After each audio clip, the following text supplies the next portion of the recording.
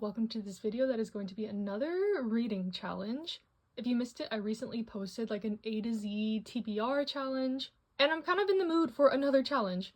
Not that like gamifying your reading is the best way to tackle your TBR, but this is what we're gonna do. I had an epiphany in the shower about the format of this, so I have to film this intro clip before I regret it. So what we're gonna do is use the spinner wheel. I've done this before with volume 1s, but this time I've opened it up to my entire TBR, and if it lands on something, I have to read all the volumes that I own of it. There's only like one series that I'm super dreading on here, and I think it was the same one I was dreading when I did the volume 1 spinner wheel. So if that says anything, it shows that I only read that one volume and didn't continue. So, like I mentioned, we have a mix of volume 1s, random volumes in series, and I don't know how many I'll do. I guess it just depends on how many volumes I need to read. So, let's just do it. Let's just rip the band-aid off. Okay, not bad, not bad. This is just one volume. Let me pick another one so I can just do a batch, I guess. Okay, and 7th time loop. I have 2 volumes of this one, and I haven't started the series, so this is a new series to me, so yes. I'll be back once I read these, I guess.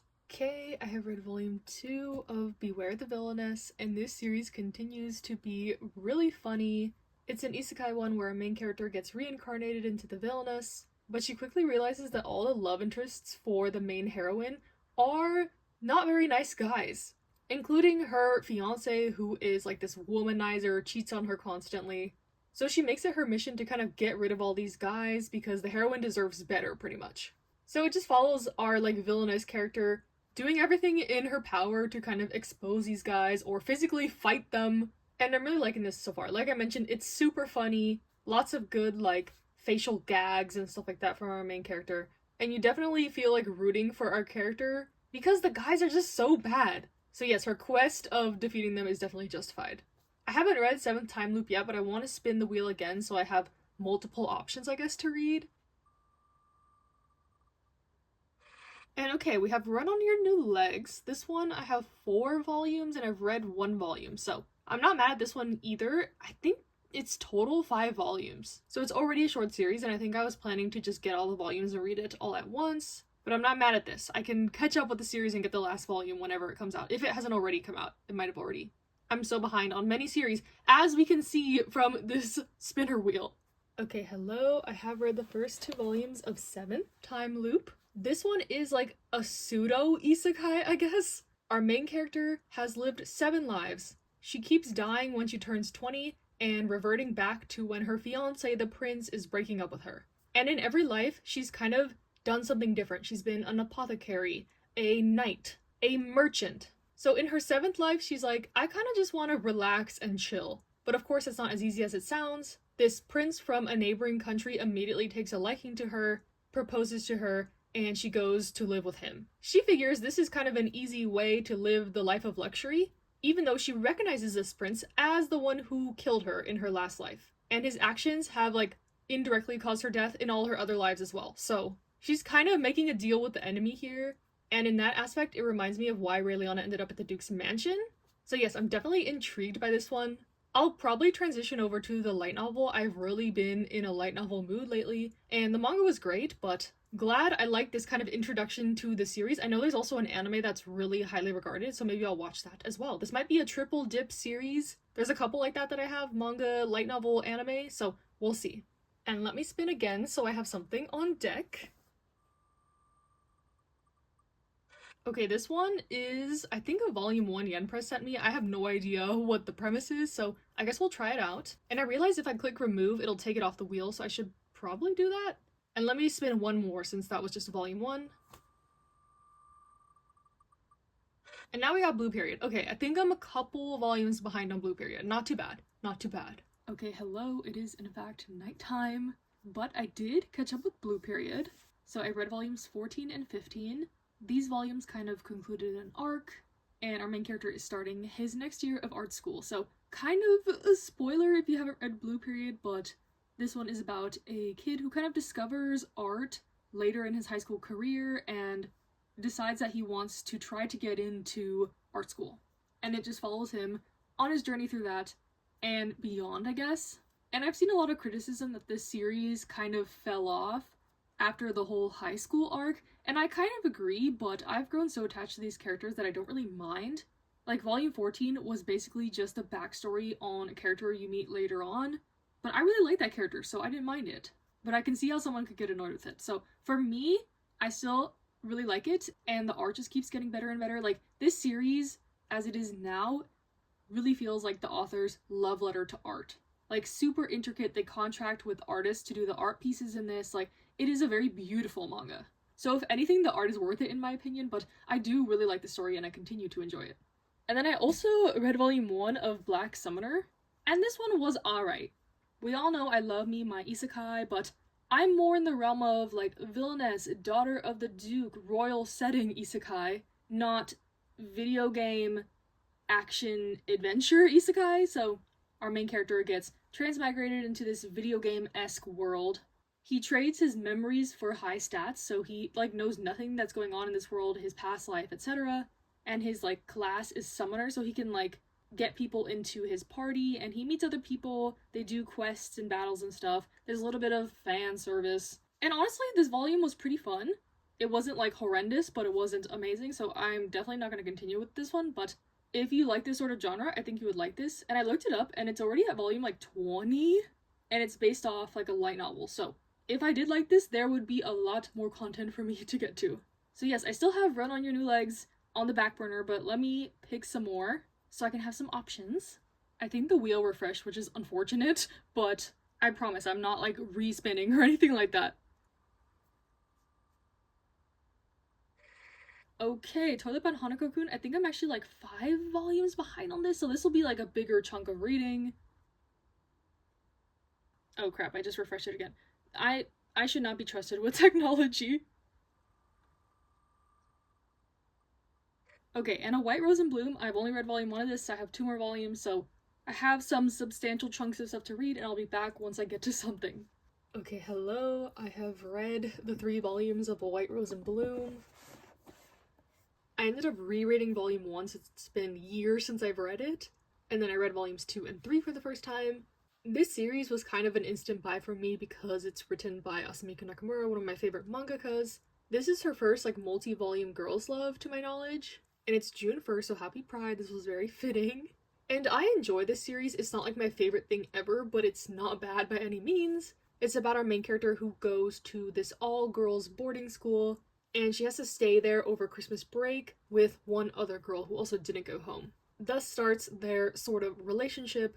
She's kind of like the cold beauty of the school. Everyone kind of has a crush on her, while our main character is more bubbly and outgoing, so they have sort of similar personalities to the characters in Dokusei, one of Nakamura's other works, but I definitely like the vibes in this one, the whole boarding school, European, fancy uniforms type vibe. That is Nakamura's biggest strength in my opinion, the art. The art is so gorgeous. And the story is okay. It's definitely slow burn if it's building to romance. There's some drama going on with their families. There's sort of some dubious things going on with some family members too. There's a creepy older tutor guy. These are common themes in Nakamura's works if you've read anything else by her, but I think it's nice so far, and these volumes come out so slowly. I don't think volume 4 is even scheduled, so it's a nice one to read occasionally, and I'll keep it around for the sake of my collection's completion. So I wouldn't give this my highest recommendation, but if you like kind of a girls' love boarding school setting, you might like it. I'm kind of getting addicted to spinning this wheel, honestly. It's the thing that's getting me the most excited to read, so this might have to be like a part 2. I don't know how long I'll keep going with it. Okay, Children of the Whales. I think I have a couple more volumes of this that I haven't read, so we are swiftly avoiding, like, the series I'm dreading, so I'm happy about this. Like, I feel like I'll keep going until I hit something I really don't want to read, and then that might be the end. Okay, now I've read the first 4 volumes of Run on Your New Legs. Like A White Rose in Bloom, volume 1 was a reread. It's been a long time since I read it, and then 2, 3, and 4 were new volumes. Volume 5 is the last volume of the series, so I definitely want to get it and finish out the series. As we all know, I love sports manga, so it was kind of a no-brainer for me to get this series. And I've never seen a manga that deals with, like, athletes who use prosthetics, so our main character is a high school student who was a soccer player, but right before high school he got into an accident where his leg had to be amputated, so He uses a prosthetic leg and has been kind of not sure in his direction in life anymore because he doesn't have soccer. But by chance, he meets this man who makes prosthetic limbs, and this man asks if he wants to try out his new, like, running blade. And our main character kind of enters into the world of running. Through this, he meets other athletes, people in similar situations to him, finding hope that he can still do sports in some capacity. It's all very nice, but then in like volume 3, this takes a real world turn and COVID hits in the series also, because they're sort of basing it around the Paralympics coming to Tokyo, and of course we all know in 2020 those got postponed. So I guess the author figured they couldn't really change history for the sake of their series. So yeah, I think this is also an interesting perspective. I haven't read any other series that have like COVID in it. And also I was finishing out college during that time, so I don't have the experience of being in high school, missing out on like the inner high. So it explores that a little bit too, which I thought was interesting. So overall, these first 4 volumes I think are good, and I'm interested to finish it out, especially since this is a shorter series. And when I said last time that I hope this didn't land on something I didn't want to read, it's not that there's things I don't want to read on my TBR. They're just, you know, more intimidating or they're longer. But let's just click it again. Okay, Limit. I only have volume 1 of this, and from what I know, it's kind of like a survival dystopian story. So I've been really interested to check it out. I just haven't found the right timing. And let me click one more since it's just a volume 1. And Wand Dance. Okay, I think I'm also like a couple volumes behind on this one. Okay, hello. I have done my next chunk of reading. First, I read volume 1 of Limit, and I immensely enjoyed this, but unfortunately, I looked it up and the volumes are really hard to find, which is why I try to stay away from out-of-print series, honestly. So if you ever see the rest of these volumes out in the wild, let me know. But this is about this class who are on the way to their school trip out in the wilderness, but their bus crashes, and pretty much all the students die, except for a handful of them, including our main character. She's kind of one of the popular, a little bit mean girls, but she's kind of adopted this mindset because she was bullied back in middle school. And now that she's in this survival situation, you see another hierarchy coming to light. One of the girls that survives was kind of at the bottom of the totem pole in the class, and she's very resentful. She hates all the popular people. She's happy most of them are dead, and she starts like acting like this queen, threatening the others if they don't listen to her, stuff like that. So it's basically like a Lord of the Flies battle royale type situation, and I really enjoy these types of stories, so this was right up my alley, honestly. I'm sad that I can't read more immediately though. I couldn't find any official digital translation of this or anything, so I need to see if my library has it maybe. I got this volume 1 at a book off. So yes, I like this one, but tread carefully in terms of the subject matter, obviously, and if you can even get your hands on this. And then I also did catch up with Wand Dance. I don't know why I stopped reading this series because this was really good also. This one is about dance, like more hip-hop dancing. Our main character has a stutter, and he enters high school and sort of gets roped into this dance club. And the crux of it is he really can express himself through dancing. And he also befriends this girl that is really good at dancing, and potential romance is blossoming with them. I feel like this is really similar to my Dress Up Darling, with how the characters are and the premise a little bit. Obviously, this is not about cosplay, it's about dance, but there's definitely similarities in my opinion. But yeah, the art is also very gorgeous for this. The way the author portrays the dance is really special in my opinion. And I think they're already up to like volume 10 in English, so I have a lot to catch up on with this one. And I'm glad that I got to read a couple volumes in a chunk. Okay, I got the trusty wheel out again. Looks like it refreshed again. If I do this again, I will find a better wheel program. Okay, Semantic Error, this one I only have 1 volume of. It's over here. I was lukewarm about volume 1, so we'll see how volume 2 goes. Tamaki and Amane, this is a one-shot that I recently bought by Fumio Shinaga.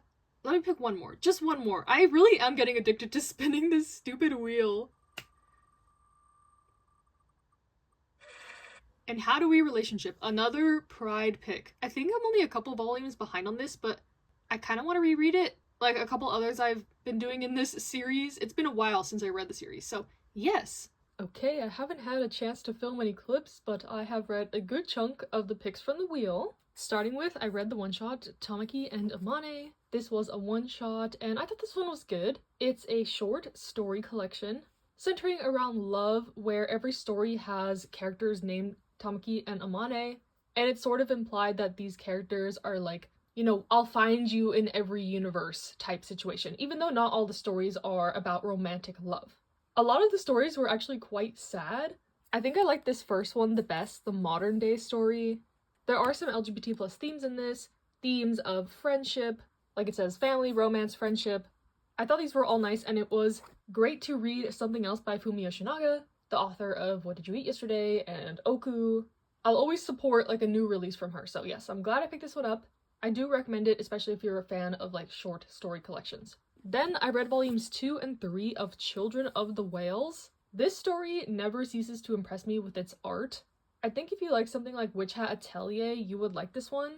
This one is sort of like an action adventure-y series about this group of people who live on this thing called the Mud Whale, which is kind of like this floating mass of mud.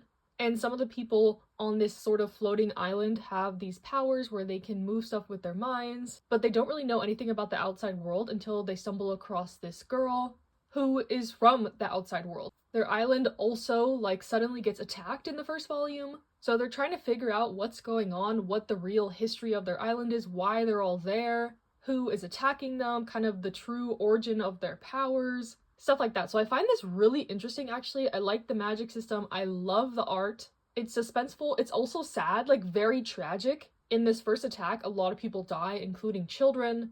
Our main character is like the historian of the island. He writes down everything that's happening, and there's some inner conflict with like the elders and what they want to do versus like what's good for the whole kingdom. It's very politics heavy also, so yes, definitely want to continue with this one. I think I got these volumes at like a used book sale, so I'll need to hunt or maybe see if my library has more of these volumes. But it kind of has me on the edge of my seat. It's very like suspenseful, action based. And then getting into some that I kind of had some mixed opinions about, so we have volume 2 of Semantic Error, and like I mentioned, volume 1 was also kind of okay for me. I think ultimately I'm going to transition over to the drama.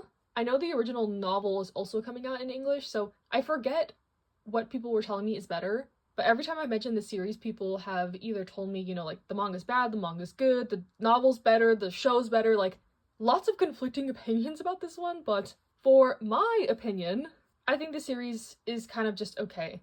I'm not the biggest fan of sort of like enemies to lovers dynamics, which is kind of at the core of this.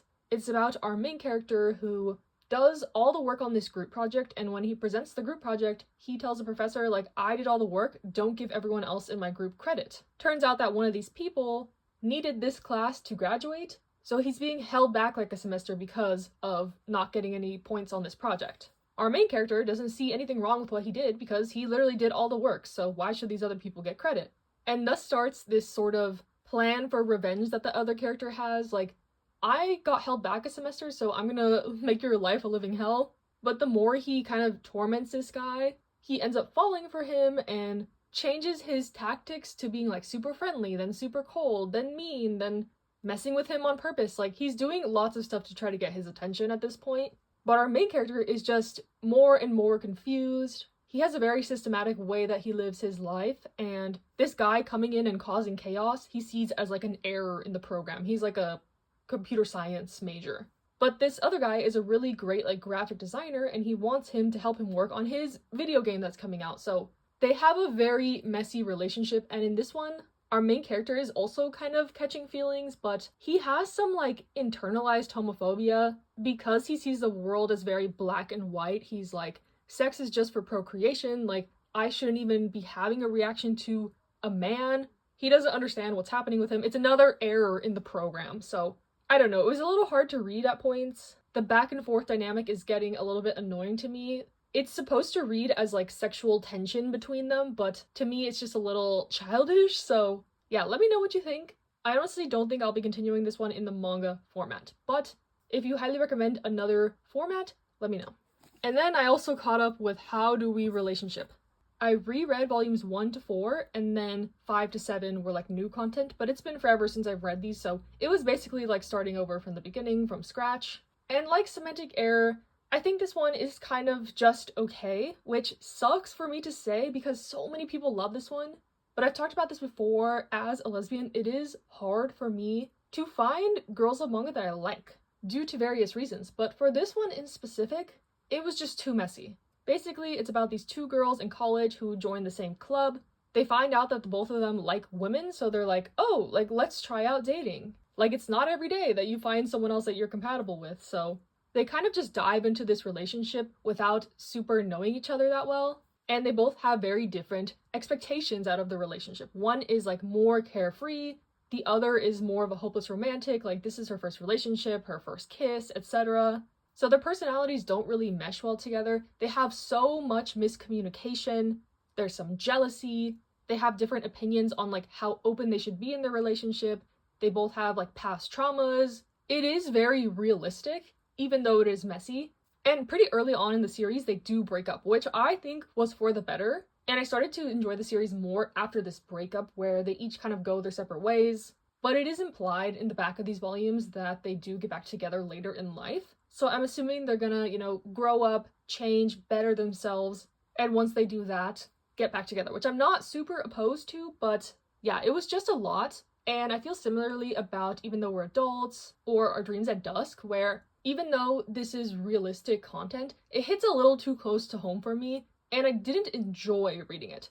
Like, this character in particular had a crush on someone from high school, and they reconnect and kind of talk about it. And this person from high school has this monologue about how she can never be in a lesbian relationship because of societal pressure, and she's not strong enough to deal with, like, the stigma, especially in Japan. And there's a lot of deep discussions like that in this, so I definitely see the value, I see the appeal, I get why people really, really love this one, but for me, it was a little too real. The characters were unlikable, immature, but that's the whole point, you follow them throughout, like, early college into their adulthood to see them make mistakes, grow and change, etc.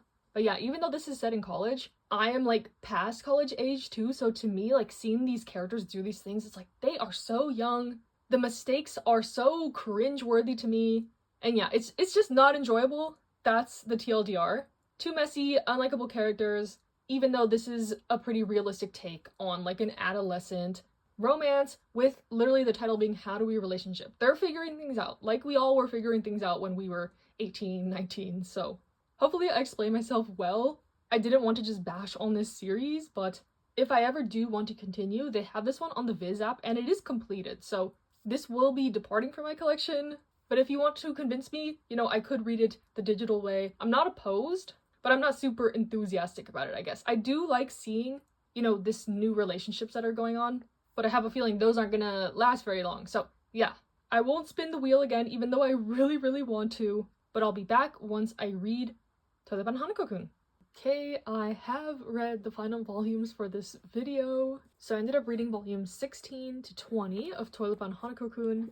And then I also read volume 0 because why not? So this story is about our main character who wants her wish granted, and to do this she's heard rumors of this ghost of the toilet in her school, Hanako. So she summons him and kind of starts to get entangled into this ghost world. There's other ghosts in the school called the Seven Mysteries. In the beginning, the series is quite comedic and fun, but the further you go along, it gets darker, more emotional, and that's definitely the sort of chunk of reading I did here. We're getting a lot more backstory on Hanako, his tragic backstory, of course. All these ghosts who, kind of can't move on to the afterlife have something tying them there, and I'm glad that I got to kind of read a chunk of this all together. I don't think it's too much further ahead in Japan, maybe at volume like 23, so we are pretty caught up with this one. And then volume 0, this was kind of like the pilot to Toilet-Bound Hanako-kun, so it's like 3 chapters that concludes a small story. Some of the personalities of the characters are different, but I think it was cool to see kind of the origins of the story. And then there's also sort of another one-shot in this that was quite sad about kind of like a zombie apocalypse where these kids have to fight the monsters, so similar vein to Toilet-Bound Hanako-kun, but also interesting to see another work from this author because their art is stunning. And honestly, this series is kind of the most I'll dabble into horror, and it's not really horror. There's some like creepy imagery, and of course this is about ghosts, so If you're super sensitive, I guess stay away from this, but I am a wimp and I can handle it, so yeah, this is the last series of the video. I think it was quite successful, the spinner wheel. Obviously, as you saw, I had a lot of fun with it. I got to read some new volume 1s, continue some series I've been putting off, and I think the crux of it is I just have a lot of, like, decision fatigue. Most things on my TBR are stuff I really want to read, and when I just stand there and look at my bookshelf, it's like I'm overwhelmed with the decision I have to make of, like, what to read. So this kind of helped me with that. So I think I'm gonna do another video like this coming soon. And since I had so many technical difficulties with the wheel, I decided to do more like a TBR jar. So I've already printed out all the titles in here. So stay tuned if you're interested in that type of format. But in the meantime, stay safe, stay happy, stay healthy, and I'll see you in the next one.